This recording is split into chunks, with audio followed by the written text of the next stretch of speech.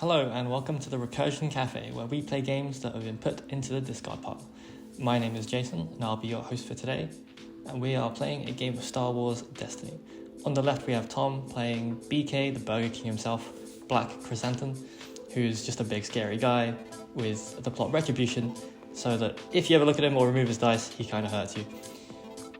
On the right side we have myself playing Bo-Katan, who likes to take some punishment and deal some back even harder, so she's pretty beefy. And I'm playing her alongside Cara, the New Republic commando, who likes punching things and shooting things, and has a dice that's very good at doing both. Cool, so I think we're about to roll off for the battlefield. There we go. I believe Tom wins, and so he has the choice. And he decides to play on Jabba's Palace, Tatooine, his own battlefield, which means I get 2 free shields. To start the game, Tom decides to power action BK in for just a straight 2 damage to the teeth against Bo-Katan, who I think is probably the correct target, to be honest. She's the more threatening character. I respond with a standard issue blaster, and as part of the upgrade that ARH have designed, I get to roll that in, which is it's very handy. It's definitely a lot more value than the original blaster upgrade that came in Legacies. Tom keeps the pressure up by rolling in basically 6 damage, which is pretty hefty. I take a moment to think about this because that's quite a lot to deal with on the second action of the game, on Tom's second action of the game. I decide to use Bo-Katan's power action, so I ask Tom to resolve one of his damage sides against me. Very kind thing to do, really, just helping him with his tempo. And then I get to resolve one of my damage sides against him for 1 more value. The game has barely kicked off and there's already tons of damage flying forward and backward. Tom decides to change target and go for Cara, which seems reasonable, to be honest. I've put all the indirect damage into her.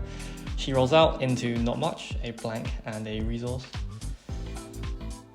Tom still has 2 resources, so I have to wonder what kind of mitigation he has in hand. So far, he hasn't needed to mitigate anything, really, so we'll see. There we are. We have Den of Thieves, which is a proactive way of preventing damage. It means he doesn't have to wait for my dice to roll out, he can just load damage onto it. He decides to pass. I will overwrite my standard issue blaster for a Vibra Sword, which it costs 1 less on a yellow character, which is why I took that resource from Cara. I roll in, and Tom is appearing to pass until he sees what he needs to do. I roll Bo-Katan, who decides to roll 3 guns, 3 unblockable indirect, and 3 discard from the Vibra Sword. So here comes the trick. There it is. I believe Tom reveals a 1-cost card, and so I have to remove a card showing 1 value, which the Vibra Sword is. I don't have to read that card that he showed me because I am not familiar with it. But there we are. Trick pretty good against the Vibra Sword, turns out. So I send 3 unblockable indirect at BK, and as I understand it, as Tom understands it too, indirect damage doesn't count as a character die dealing damage from a damage side to BK, so there is no retaliation from his effect. We may be wrong on that, but that's how we played it at the time.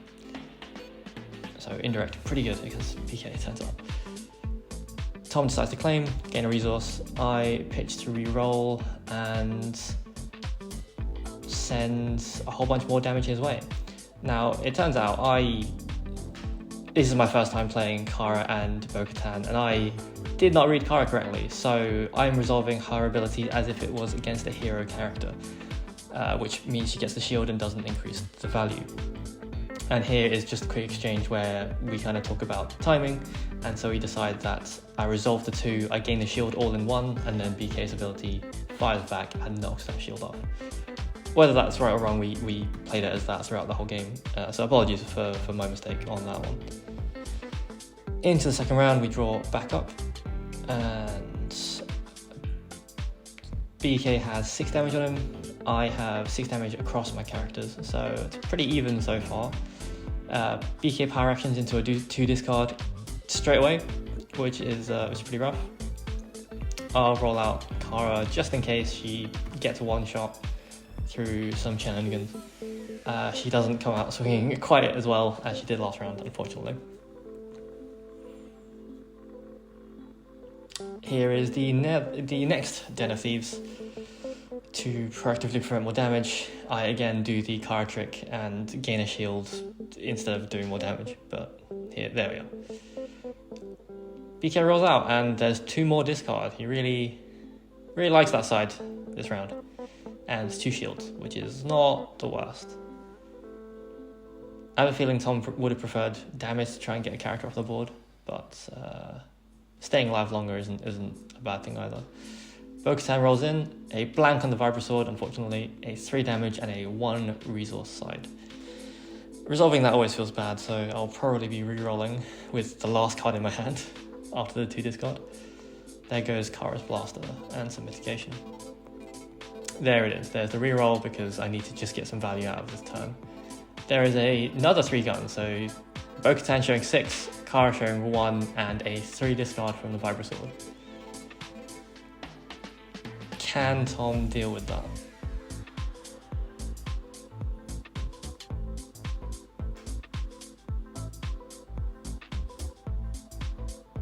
Unfortunately, villain yellow can't run easy pickings, so I'm not so worried about that one. And there's 2 shields. Good. That means he can't or doesn't want to mitigate those. So there's 6. Well, it's 3 at a time. So 3 takes on the Den of Thieves. I take a return damage. It takes another 3. I take another return damage. Which is a decent trade, I suppose. Tom plays Anticipation and rolls one of his character dice back in to try and get more value. I decided to then just bin the rest of his hand, which was a lot of mitigation. 2 Headstrongs. I'll call that a win. And BK takes more shields. Now, do I resolve that last damage dice or do I claim? I think I decide to claim in the end to get some more tempo. The money helps, but I don't think it's going to be... It's mostly the tempo, I think, at this point. So into round 3, I've taken 2 more damage since last turn, but that has been because I've been sending so much damage in Tom's direction. So I think the tempo has started to swing towards my side. Cara rolls in with a 2 and a 1 shield. Anytime you roll damage on her character dies, it is just worth doing that power action for value. It does slow you down a little bit, but it adds up over the rounds. And especially with a card called Swift, which I've put in this deck, it just makes everything that much easier. It looks like Bo-Katan is wanted dead or alive, so we'll just ignore that and just try and punch PK in the face as we go. Here comes the power action and 2 more discard. That's 6 cards he's taken out of my hand. And there go both Swifts. Ah well. I was hoping to use those, but too late it seems.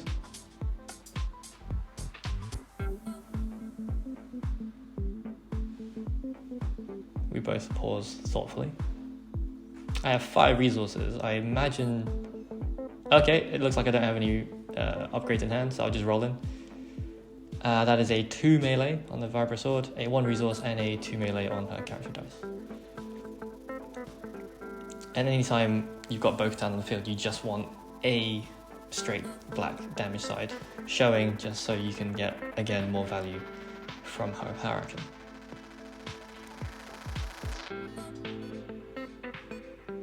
Does Tom really want to take 4 damage to the face? I doubt it, but both Headstrongs are gone, so I'm not sure what, and both Den of Thieves are gone as well, so I'm not sure what mitigation he's got left to use in this situation. Downed. Okay, there you go. It's nice and free. It went from bad to worse, so there's 4 melee instead of 2. Thank you very much, Tom. I appreciate the upgrade. That's the problem with Doubt. It is guaranteed removal, but yeah, it might just get worse, you know.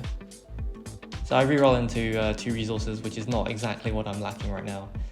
And Tom, I think, upgrades with a Hustling, a card that I forgot to put up on the overlay, so sorry about that. But it's a 1-cost upgrade that basically gets you money or gives you focus. I reroll again into a 3 guns and a 1 shield. So that's 5 damage showing, and I don't think I've used Bo-Katan's power action yet, so that's potentially 6 damage showing. Just waiting for BK to roll in so I can resolve one of his damage sides, basically. And there we have it. Thank you very much. I'll take that 2-gun wherever you want it. And to Cara, of course, who is 4 away from death, and then resolve a 3 back at you for 4 damage, bringing BK up to 15 damage out of 19. It's getting pretty tight on his end. But he's got 1 focus out there. I assume he doesn't really want to take the shields. Oh, my mistake, he takes the shields. I knock them straight off with 2 melee and take 1 back in retaliation. 1 dice left on the field for both players until we see another anticipation. Good, and there's 2 shield sides. Again, in this situation is not the worst, but you really want to be proactive, I think, at this point. I take a shield just in case.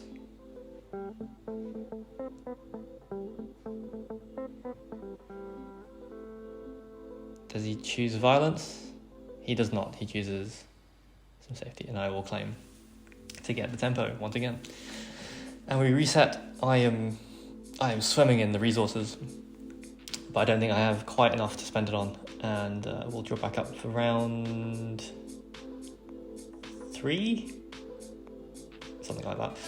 I start off with a riot shield again, just in case, just because BK can come out swinging really quickly. There's 2 more discard. That's 8 cards he's discarded. Great, there's an Armory and a Nimble Fingers. They weren't going to be of much use, so that's alright. I roll in 3 more damage. What has Tom got to deal with that?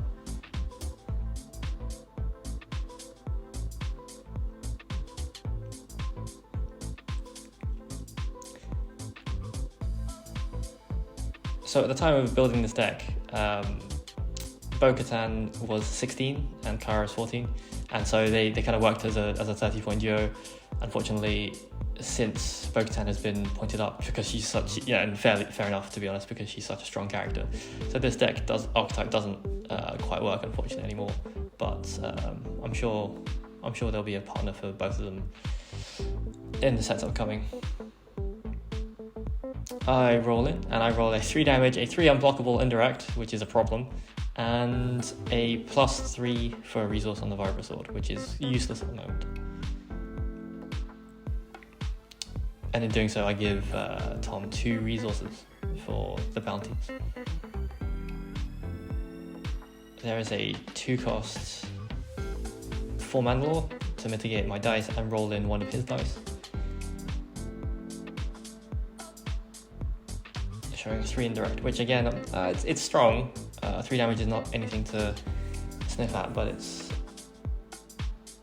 Yeah, I will just mitigate that because there's no need to take any more damage when I don't have to. And then I realised BK hasn't actually rolled in yet, so that's great. And we have a 1 focus, a 2 gun, and a 2 discard once again. I'll power action, make the most use that I can out of that ability, take the 2, which was going to be resolved anyway, at Cara, and resolve 4 back at BK. So he's on 18 out of 19. 1 health left. He's a tough old guy, that one.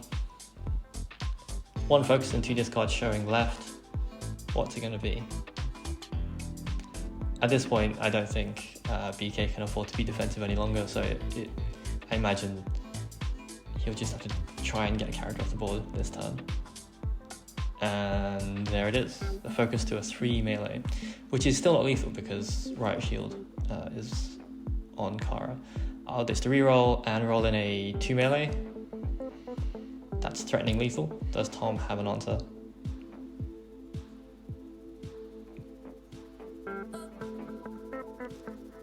And there it is, folks. That's game. Thanks so much for watching. See you next time.